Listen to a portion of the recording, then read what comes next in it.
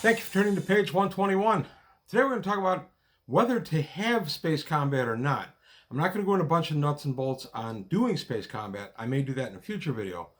What I want to talk about today is the role-playing aspect of having a space combat and why you may or may not want to include this in your campaign. So that's the basic idea of today's video. I'm going to be taking the information for the space combat just out of the basic book. I realize Highguard has other extended rules, but again, I'm not really looking at the rules so much as I am the effect on the role-playing end. So it's really going to be more of a debate of whether to have space combat or not. Also want to give a shout out to the folks that are going to Lancaster, Pennsylvania to enjoy TravelerCon. Yay! It starts Friday, goes Friday, Saturday, Sunday. I've been seeing a lot of posts on it. Wish I could go. I hope you guys have a blast. Anybody who does attend, give us some feedback. Let us know how it was. And you know how good a time it was. I'm sure it'll be a blast. I'd love to be going. Now I'm done with talking about their con. I'm going to talk about my con. Jump Point. Jump Point is really just a bunch of guys getting together in the back of an excellent game store. Not so much a con as just a bunch of people playing games. That being said, a con is what you make of it. I'm going to do a couple of Traveler-themed ideas where there's going to be at least 2 Traveler games run, one by myself and one by Adam. We have a little social experiment going on during that. Nothing nasty, but a chance for the 2 groups at the end of the game to get together and talk about their experiences. I'm going to try to film what I can of it. I'm not sure how much I'm going to be able to film. I don't know that I'll be able to live stream or anything. But if I can't live stream, I will go ahead and film some stuff and then upload it as different chunks in the week or so after the convention. The convention is November 6th at Games Plus in Mount Prospect. I'll attach a link below that shows all the information where Games Plus is. If you're coming, bring money. Games Plus is a fabulous game store. It's the best game store I've ever been in, bar none. And if you want it, they have it. They have some of the LBBs. Some are not cheap, some are pretty cheap. They have first edition Mongoose. I've even seen some Mega Traveler there. They have pretty much everything from everywhere and every when. They have figures. They have all the gaming stuff you're going to need. Current Mongoose, older Mongoose, they have it. Also, you know, they even have AD&D stuff. They have all kinds of stuff. It's a great store. So we're going to be at Games Plus on November 6th. It's a Sunday. And the con itself is going to go from 11 in the morning till 6 at night. And I had said I was going to do like a little PowerPoint presentation or anything. I've since backed off on that idea simply because the way the room is situated, I'm not really going to be able to get enough where I could do a clear audio on it where people could hear it and see it and understand it. So I'm going to bail on that, and instead I'm probably going to run the dying in character creation that we're going to do for the first hour or so of the con. And if there's enough demand, my son Adam will run it with me. And then I'm going to run a game starting at noon, and Adam's going to run a game starting at noon. Hopefully we have enough people to fill up both tables. We have an interesting idea for the 2 games that will end up interacting after they're done. And again, I'll explain that after the fact. So hope to see you there at Jump Point. Also, subscribers. I don't know why. Inexplicably, the last week or so, it's tailed off and it's actually gone down a little bit. Hope I haven't offended anybody. Come on in, subscribe, keep the channel growing. I'd love to make it bigger and bigger. That only helps me. It helps everybody. I can do more content, and I can do a little bit better effects and things like that if the channel keeps growing. Also, I have a Patreon that would help in that, help me with my equipment and the effects, and maybe pick up more books so I can review a lot more current stuff, that sort of thing. So that's it. That's the end of all the sales pitches. Everybody who's going to TravelerCon in Pennsylvania this weekend, have a blast. I hope you have a lot of fun. So back to the topic at hand. To combat or not to combat as you role play in Traveler. Okay, reasons why you might not want to do space combat in your Traveler game. So we're going to take a look briefly at the section on combat in the Traveler Core Rulebook entitled Space Combat.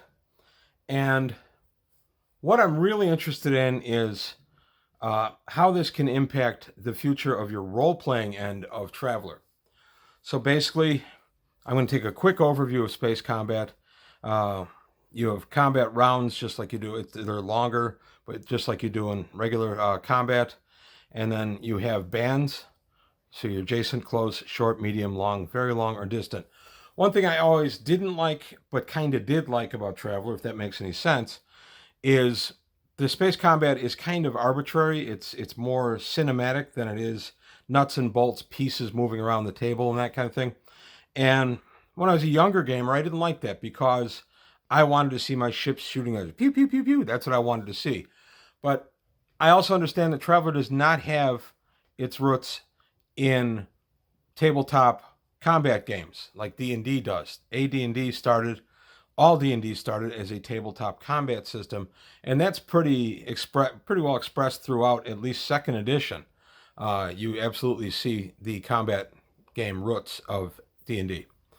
Traveller doesn't have that. There are plenty of combat type games done by GDW, but they don't. This game did not start out as a tabletop combat game, so it's a little more cinematic in how they do the combat.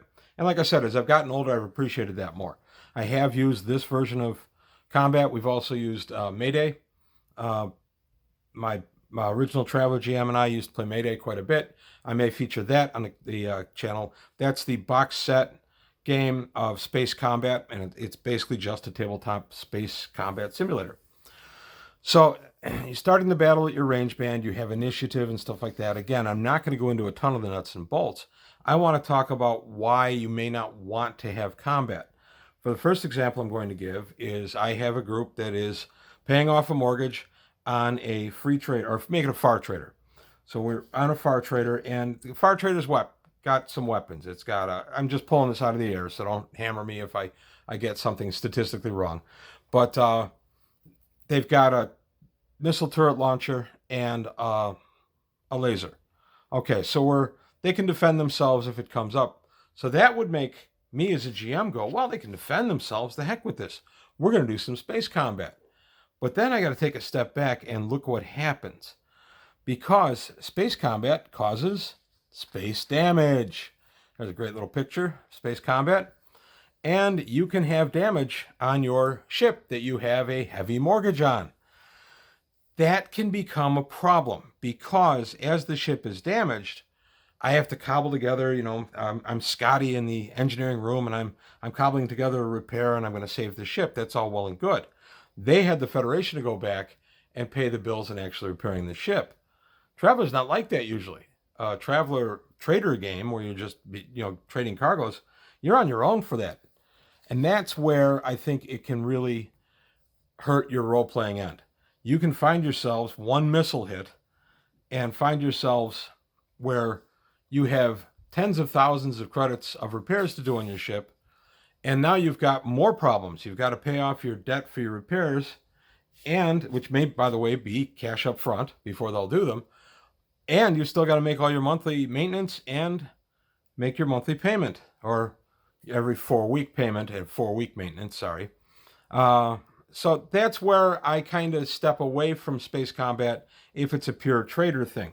Now, I don't tell my players that, and if my players are listening, I'm just kidding. I may pop combat on you anytime. And actually, that is true. It's just that the combat consequences, even if the players get away and everybody's fine, just repairing the ship can end up really changing your campaign dramatically. And if that's something you want, where they have to pick up a patron who then gets an ownership stake in the ship in exchange for the repairs, that's great. That can be a really good role-playing end of it.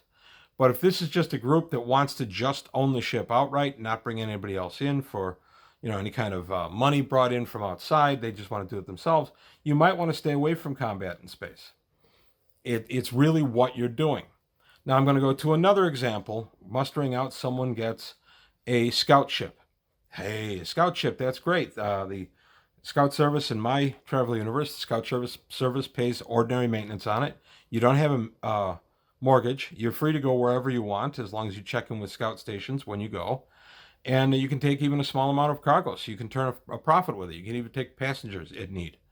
So that's kind of a sweet deal. Now that one I'd be a little more inclined to do a little more combat with, simply because the players aren't going to be on for the repairs. The Scout Service is. The downside of that is it's a smaller ship, and the consequences of combat can be more profound and immediate. It can't take as much damage as even a far trader, which is twice its size. You could find yourselves with some problems.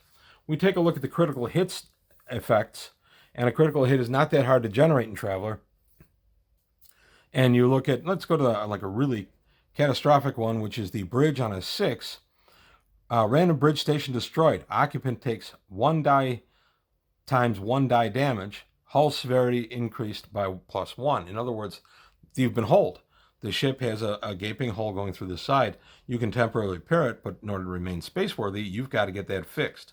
And that's where it comes down to, are you paying for it, or is the Scout Service paying for it? Now, there are 2 other types of Traveller games that I've run, and one is a mercenary campaign. I've done a mercenary both on a planet's surface and in space, and it was the same campaign. I just combined the 2 elements. And for that one, yes, I'm going to have space combat, because the mercenary group has to be ready for taking some damage, and they have to be ready to repair it. So they have better repair situations set up. They may have their own repair bay, which can do some of the lesser repairs themselves, or they have an arrangement with one of the local stations to take care of it. And so definitely a mercenary game, yes, I'm going to be doing space combat. And of course, a military campaign. I've run 2 different campaigns where the characters were actually in the Imperial Navy. All were active duty members of the Navy. One was the captain. See the air quotes of the captain? And the way we did that was the players all stated if they wanted to be captain or not. And you'll be surprised by that. In my experience, most players in a Traveller game don't want to be the captain. They don't want to be any kind of decision maker. But the way we do the captaincy is the captain is, the one in charge and everything, but the group is making the policy. So if the captain wants to do one thing and everybody else in the group says no, everybody's agreed beforehand that, yeah, we're going to kind of make this still a role-playing experience, but there will be a time here or there where the captain's just going to say, no, we're going to do this. But he's not an absolute captain in that he lords it over all the other players. You need a pretty mature group of role players in order to get away with this. And I've actually found it works very well. I had a few problems in the mid-'80s with some less mature players, but I've done this recently in the last few years, and everybody got along fine. And I was surprised. Only one person in my group of veteran role players really wanted to be the captain. Everybody else said, no, I'll pass. That was my son, Adam. He ended up being the captain. And everybody else said, no, I'll be, the second in command or whatever, but you'll be the captain. So you can do lots of space combat when it's a naval situation because you have a bigger, more durable, built for combat ship, and it's going to take the damage, but it'll actually be less severe, and the ability to repair it is much, much greater. So it's not going to be a burden on the immediate player characters. It's just going to be on the Navy. They may have to limp the ship back to port, but that's some of the fun and some of the role-playing. Now, again, going back to my merchant ship, yeah, that can be a lot of the fun of role-playing, just as long as your players have a way to pay for the repair. You don't want to find a situation where they lose the ship due to their inability to repair the ship. And I would avoid that at all costs as a game master. There's too many real-life analogs to that sort of thing to bring that up in role-playing. I feel about debt for repairing the ship the same way I feel about coming out of character creation with medical debt. Nah, that's too much, right? Like real life. One time or another, most of us have had medical debt. I don't want that in my role-playing. I want to just go have fun. So those are just my opinions. I could be completely wrong. Maybe you had a phenomenal game where the merchant ship got damaged and the players had to limp into port and finagle away to get everything paid for and fixed up, and off they went again. And that's great too. I'm not denying that can be a wonderful way to roleplay. I'm just saying that you have to be careful with it because you can find yourself with a game that's completely driven by the need to pay for the damage. But while the ship is damaged, you may not be able to use the ship. So you can kind of find yourself trapped between the two in that case. So that's it. That's my 2 cents. I'm really interested in feedback on this. I want to see what your experiences have been with this kind of thing. Maybe I'm wrong. Maybe it's some of the best things you can do. I don't know. It just hasn't been in my experience. So that's it. Please remember our folks that are going to Pennsylvania for TravellerCon. Wish them well. Hope they have fun. That's going to be Friday, Saturday, Sunday. And then, of course, our con here in the Chicagoland area, which is Jump Point, is going to be November 6th, and the link will be attached below. So that's it for today on page 121. Thanks for watching. I appreciate it. Please like and subscribe, and I'll see you next time.